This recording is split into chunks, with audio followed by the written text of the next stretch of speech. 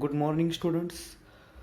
काल आपण आपल्या फिजिक्स विषयातील प्रकरण दुसरे त्याच्या mechanical properties of a fluids याच्यामध्ये काल आपण फ्लुइडविषयी माहिती घेतली, फ्लुइडच्या प्रॉपर्टीज बघितल्या, फ्लुइडचे प्रकार बघितले. त्याच्यामध्ये आपण हायड्रोस्टॅटिक्स आणि हायड्रोडायनॅमिक्स बघितलं. हायड्रोस्टॅटिक रेस्ट पोझिशनमध्ये असणाऱ्या लिक्विडचा पण काल आपण तिथं अभ्यास केला. तर आता आपल्याला त्यामधील पुढचा टॉपिक आहे तो जो बघायचा आहे, pressure due to the liquid column. हा टॉपिक आता आपल्याला तिथं बघायचा आहे. तर त्याच्यामध्ये काय केलं, सुरुवातीला आपण एक जार घेतला, त्या जारमध्ये पाणी वगैरे भरलं किंवा दुसरं कोणतंही लिक्विड भरलं. त्यावेळेस आपण काय केलं की त्याचा प्रेशर चेक केलं. प्रेशर चेक केल्यावर काय दिसलं आपल्याला की इथं जो प्रेशर आहे तोच इथं प्रेशर आहे. पण ही गोष्ट कधी शक्य झाली की ज्या वेळेस तिथं ग्रॅव्हिटी म्हणजे काय, तर आपलं गुरुत्वाकर्षण ज्यावेळेस तिथं प्रेझेंट नसल, उपस्थित नसल, त्यावेळेस या गोष्टी ठरू शकतात. पण पृथ्वीवरती सर्व ठिकाणी गुरुत्वाकर्षण हे प्रेझेंट आहे. म्हणजे पृथ्वीवर प्रत्येक ठिकाणी आपल्याला गुरुत्वाकर्षण बघायला भेटतं. मग गुरुत्वाकर्षण जर प्रेझेंट असेल तर साहजिकच आपण इथं जर बघितलं, हा जो पी पॉईंट आहे इथं जर बघितलं तर याच्यावरती पाण्याची जी लेवल आहे ही कशी आहे, थोडी कमी. म्हणजे याच्यावरती दाब कसा असेल, कमी असेल. सपोज आपण इथून एक जर नळ खोलला आणि इथून जर पाण्याला सुरुवात केली तर पाण्यावर इथं दाब कमी, त्याच्यामुळं काय होईल की पाणी हळुवारपणे बाहेर येईल. पण तोच जर नळ इथं जर टाकला, जर बघितलं तर पाण्याचं काय राहील, प्रेशर खूप जास्त राहील. म्हणजेच काय की P1 पेक्षा P2 वरती दाब आणि म्हणजेच काय प्रेशर कसं आहे, जास्त आहे. म्हणजेच काय बघितलं आपण, P2 is greater than P1. बरोबर. म्हणजेच काय की P2 is not equal to P1. ही तर आपली बेसिक कन्सेप्ट ही क्लिअर झाली. आता काय केलं आपण, एक जार घेतला, त्या जारमध्ये एक सिलेंड्रिकल, एक छोटासा इमेजनरी एक सिलेंडर तिथं ठेवला आपण, की ज्या सिलेंडरची हाईट किती आहे तिथं H आणि त्याचा एरिया किती आहे A आणि त्याचं वजन किती आहे W म्हणजेच काय असतं आपलं, ते वेट असतं, की त्याला काय म्हणतो आपण, मास इंटू ग्रॅव्हिटेशन्स. मग जर आपण प्रेशरची जर डेफिनेशन जर बघितली, प्रेशरची डेफिनेशन्स काय आहे आपली, perpendicular force per unit area. बरोबर, ती डेफिनेशन मांडली. मग आता इथं जर perpendicular force per unit area ही जर डेफिनेशन आता आपण कन्सिडर करतोय. बरोबर. मग फोर्सची किंमत काय आली आपल्याला इथं, फोर्स म्हणजेच काय, इथं जो लावलेला जो आहे तो काय, इथं आपल्याला आता इथं काय दिसतोय, इथं जो फोर्स बघितला तो कसा आहे आपला परपेंडिक्युलर आणि त्याचा एरिया. मग हे जे लिक्विड घेतलंय त्याची काय असते, डेन्सिटी असते. काय असते, डेन्सिटी. म्हणजेच काय, तर त्याची घनता. बरोबर. मग density is equal to mass upon their volume. त्याचं वजन आणि त्याचं आकारण्याचं गुणोत्तर असतं. मग याच्यावरून आपल्याला कशाची किंमत काढता येते, मासची. Mass is equal to density in their volume. बरोबर. मग आता आपल्याला काय करायचं आहे की ही जी किंमत मिळाली ती आपल्याला ह्या इक्वेशनमध्ये इथं टाकायची. इक्वेशन्स काय होतं आपलं, pressure is equal to mass into gravitations. Mass into gravitation म्हणजेच काय आलं, त्या लिक्विडचं हे वेट आलं इथं, mass into gravitations per unit area. बरोबर. पण आता आपल्याला यमची किंमत काय मिळाली इथं, डेन्सिटी इंटू व्हॉल्यूम. बरोबर. ती किंमत आता आपण हे इक्वेशनमध्ये टाकू. ते इक्वेशनमध्ये टाकल्यावर इक्वेशन काय मिळालं, पहिले इक्वेशनमध्ये ही किंमत आपण टाकली. आता एमची किंमत जर टाकली त्याच्यावरून इक्वेशन काय मिळालं, एमची किंमत काय टाकली आपण, डेन्सिटी इंटू दे व्हॉल्यूम, ती किंमत टाकली. म्हणजे काय आलं, रो व्ही इंटू जी पर एरिया. मग आला व्ही काय असतो आपला, व्हॉल्यूम. व्हॉल्यूमची जर डेफिनेशन बघितली, म्हणजे व्हॉल्यूमचं गुणोत्तर बघितलं, व्हॉल्यूम काय असतो, area into their height, A into H. परत ही किंमत आपण काय करू, परत या इक्वेशनमध्ये टाकू, 2 नंबरच्या. त्या इक्वेशनमध्ये टाकल्यावर काय दिसतंय आपल्याला, डेन्सिटी, व्हॉल्यूमची किंमत काय टाकली, ए इंटू एच आणि आपला ग्रॅव्हिटेन जसा आणि डिवायडेड बाय ए. मग नेक्स्ट स्टेपमध्ये काय होईल आपल्याला, ए गेट्स कॅन्सल, शिल्लक काय राहिलं, P is equal to rho म्हणजे काय, density, gravitation and their heights. म्हणजेच याच्यावरून आपल्याला लक्षात काय आलं तिथं, pressure does not depend upon area. म्हणजे एरियावरती प्रेशर हा अवलंबून नसतो. ही इथपर्यंत आता आपल्याला पहिल्या भागात इथं आपल्याला लक्षात आलं. आता त्याच्यावरती एक प्रॉब्लेम दिला आहे. Find the pressure due to the liquid columns at the depth 10 metre in water.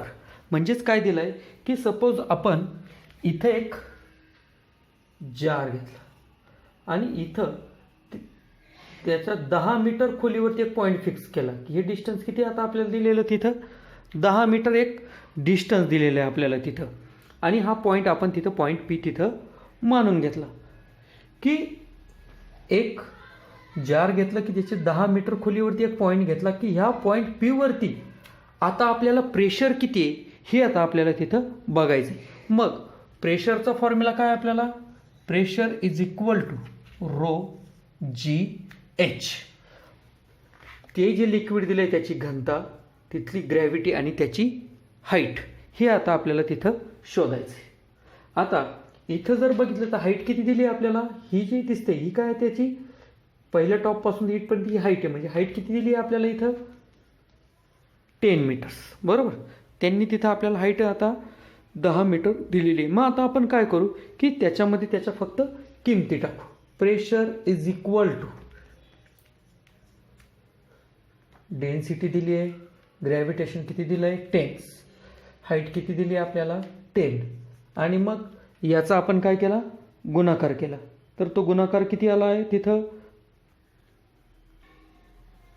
गुणाकार आला आहे आपल्याला तिथं 5. म्हणजेच हेच आपल्याला परत लिहिता कसं येईल, पी इज इक्वल टू 10⁵ आणि युनिट्स काय येईल त्याचं प्रेशरचं, न्यूटन्स पर मीटर स्क्वेअर. हे आलं त्याचं आन्सर तिथं. आता पुढचा जो पॉईंट दिला आहे आपल्याला तिथं त्याच्यामध्ये pressure due to the liquid column does not depend on the shape of the container. त्याच्यामध्ये काय घेतलं point, pressure due to the liquid column does not depend on the shape of the container. म्हणजेच काय केलं आता आपण त्याच्यामध्ये 3 जार घेतले पाण्याचे. आता तो टॉपिक बघत होतो आपण. आता त्याच्यामध्ये काय केलं आहे की वेगवेगळ्या प्रकारचे आपण तिथं जार घेतले. पहिला एक जार घेतला त्याला म्हणून ए, दुसरा घेतला बी, तिसरा घेतला सी, हे 3 जार घेतले. त्या तिन्ही जारमध्ये एकाच हाईट लेवलला पाणी भरलं त्याच्यामध्ये. बरं, पाणी भरलं त्याच्यामध्ये पहिला पॉईंट जो फिक्स केला तो इथं P1, दुसरा केला P2, P3. उंची सारखीची त्याची, पण मात्र आकार त्याचा कसा आहे तिथं मोठा आहे. पहिला लहान, त्याच्यापेक्षा दुसरा मोठा, त्याच्यापेक्षा तिसरा मोठा. मग आपण ह्या प्रत्येक पॉईंटवरचं ज्यावेळेस आपण प्रेशर चेक केलं त्यावेळेस आपल्याला प्रेशर काय दिसलं, P1 is equal to P2 is equal to P3. म्हणजेच काय की हा जो प्रेशर असतो पॉईंटवरचा त्याचा शेपचा काहीही एक संबंध येत नाही. म्हणजे तुम्ही समुद्र घेतला, मोठा तलाव घेतला, त्याच्यामध्ये जरी कुठला एक पॉईंट फिक्स केला की या टोकाला इथे एक पॉईंट केला हाईटला, एक समुद्रामध्ये 2 फूट काठी बुडवली, तिथून 2 फुटावरती एक पॉईंट फिक्स केला, तिथं चेक केलं, मध्ये 1 किलोमीटर मध्ये गेले तुम्ही समुद्रामध्ये आणि तिथं परत 2 फुटावर परत तोच पॉईंट फिक्स केला, त्या दोघांचाही जरी प्रेशर चेक केला तरी आपल्याला तिथं जो मात्र प्रेशरवर जो मिळतोय तो कसा आहे सारखाच मिळणार. जो P1 वरती तोच, P2 वरती तोच आणि P3 वरती पण तोच आपल्याला तिथं प्रेशर मिळणार आहे. आता त्याच्यातलं पुढचं एक्झाम्पल आहे, two different liquids of densities ρ1 and ρ2 exert the same pressure at the certain point, what will be the ratio of the height of the respective liquid columns. 2 liquid दिले पण दोन्ही लिक्विड कसे आता वेगवेगळे असले म्हणजेच काय तर त्याची घनता सुद्धा कशी असेल त्याची वेगवेगळी. तर आता अशा लिक्विड्समध्ये आपण एक पॉईंट फिक्स केला आणि तो पॉईंट फिक्स केल्यानंतर आपल्याला काय शोधायचं आहे, त्याच्या हाईटचा रेशो, बरोबरच त्याचा कशाचा रेशो येईल आपल्याला, त्याच्या डेन्सिटीचा पण रेशो तिथं मिळेल. आता बघू, पहिली स्टेप आपल्याला काय करावं लागेल तिथं. आता आपण त्याच्यामध्ये काय घेतलं की 2 वेगवेगळे लिक्विड्स घेतले. पहिले लिक्विडची घनता किती आहे आपल्याला ρ1, दुसऱ्या लिक्विडची घनता ρ2. त्याच्यामध्ये पहिला जो पॉईंट फिक्स केला आहे त्याला नाव दिलं आपण P1, त्याची हाईट आहे H1. दुसरा पॉईंट फिक्स केला आहे त्याला नाव दिलं आपण P2 आणि त्याची हाईट आहे H2. आपल्याला शोधायचं काय रेशो ऑफ द हाईट, म्हणजेच काय की H1 अपॉन H2 वॉट, काय शोधायचं. मग प्रेशरचं आपण जर डेफिनेशन जर बघितली तर काय, pressure is equal to density, gravitations and their heights. मग आता आपण इथं पहिल्या पॉईंटचा विचार करू. पहिल्या पॉईंटचा जर विचार केला तर काय येईल, पहिल्या पॉईंटची डेन्सिटी काय ρ1, ग्रॅव्हिटेशन तेच राहील आणि त्याची हाईट काय येईल H1, त्याला दिलं इक्वेशन 1. तसंच आता आपण काय करू, दुसरा पॉईंट घेतला. दुसरा पॉईंट कोणता आहे आपला आता P2, त्याची डेन्सिटी ρ2 G आणि H2. मग आता काय करू, दोन इक्वेशन मिळालं. मग आता हे काय करू आपण, कम्पेअरिंग करू. कम्पेअरिंग these इक्वेशन्स, हे दोन्ही इक्वेशन जर कम्पेअर जर केले तर आता आपल्याला काय मिळेल, त्याच्यामध्ये सारखा पार्ट पहिला काय होईल आपला कॅन्सल होईल. दोघांमध्ये पण काय सारखं ग्रॅव्हिटेशन जेट्स काय होईल आपल्याला कॅन्सल होईल. शिल्लक काय राहतोय तिथं आपल्याला ρ1 H1 is equal to ρ2 H2. दोन्ही इक्वेशन कम्पेअर केले, ρ1 H1 is equal to ρ2 H2. मग आता आपल्याला हाईटचा रेशो काढायचा आहे. मग दिस गोइंग ऑन H1 अपॉन काय येईल तो H2 and ρ2 upon ρ1. This is the answer. हेच उत्तर आता आपल्याला अपेक्षित होतं की हाईटचा रेशो बरोबर काय येतो. म्हणजेच काय की H1 अपॉन H2च्या हाईटच्या बरोबर काय ρ2 दुसऱ्या लिक्विडची डेन्सिटी भागिले पहिल्या लिक्विडची डेन्सिटी. इथं झालं आपलं दुसरं एक्झाम्पल पूर्ण. आता आपण त्याच्यातला पुढचा जो पॉईंट बघणार आहे ॲटमॉस्फेरिक प्रेशर. मग ॲटमॉस्फेरिक प्रेशर म्हणजेच काय की जसं आपण बघतो की ॲटमॉस्फिअर वातावरण की आपल्या पृथ्वीच्या सभोवताली जे काही आवरण असतं त्याच्यामध्ये अनेक प्रकारचे कण असतात, हे सगळे मिळून ते वातावरण वगैरे बनलेलं असतं. मग सपोज आपण इथं काय कन्सिडर केलं, एक हा जो मधला सर्कल दिसतोय काय आपली अर्थ आहे बरोबर. ह्या अर्थच्या बाजूला अजून आपण एक 8 किलोमीटरच्या अंतरावरती एक एअरचं एक सर्कल बनवलंय. हे एअरचे जे सर्कल आहे याच्यामध्ये असंख्य पार्टिकल्स असतात. हे हवेचं जे काही वजन असतं हे हवेचे पार्टिकल्स आहे. या पार्टिकल्सचं जे काही वजन असतं ते कशावरती पडतं, या पृथ्वीचा हा जो काही पृष्ठभाग आहे इथला हा जो उलटा सी आकाराचा दिसतो, या पार्टिकलचं वजन ह्या पृथ्वीच्या या पृष्ठभागावरती पडत असतो. आणि हे जे काही वजन पडत असतं ह्या वजनालाच काय म्हटलं जातं ॲटमॉस्फेरिक प्रेशर्स. म्हणजे air particle weight create a pressure is called as the atmosphere.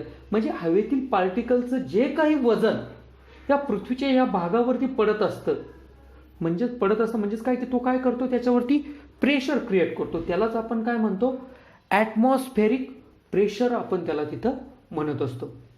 हे जे काही वजन याच्यावरती पडत असतं प्रेशर्स पडतं म्हणजेच काय की वजन पडत असतं. वजन पडतं ज्यावेळेस हे पार्टिकल याच्यावरती पडत असतं त्यावेळेस याच्यावरती काय क्रिएट होतं आपल्याला फोर्स क्रिएट होतो बरोबर.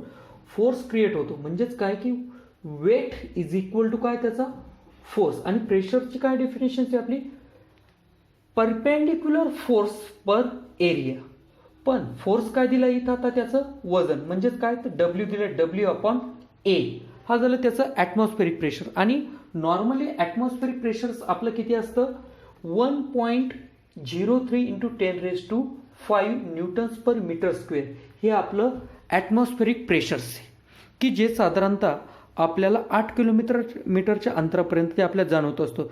जसजशी ह्या पृथ्वीपासूनची जी हाईट आहे आपली जसजशी ही हाईट वाढत जाईल उंची ही आपली तिथं वाढत जाईल तसं ॲटमॉस्फेरिक प्रेशर हे काय होतं डिक्रीज होते, कमी कमी होत जात आहे.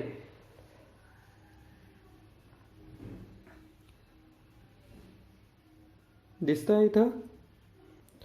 आणि जो काही हा 8 किलोमीटरचा भाग आहे ह्या 8 किलोमीटरच्या वरती गेल्यानंतर आपल्याला काय जाणवते तिथं की डेन्सिटी ही हळूहळू काय होते निग्लिजिबल होत जाते. डेन्सिटी हळूवारपणे काय होत जाते तिथं कमी कमी होत जाते. म्हणजेच काय की डेन्सिटी कमी होते म्हणजेच काय की तिथं एअर प्रेझेंट आहे, हवा कुठंतरी काहीतरी आपल्याला थोड्याफार प्रमाणामध्ये तिथं जाणवत असते. जसं आपण जर एक्झाम्पल जर घेतलं, सपोज एक बॉटल घेतली,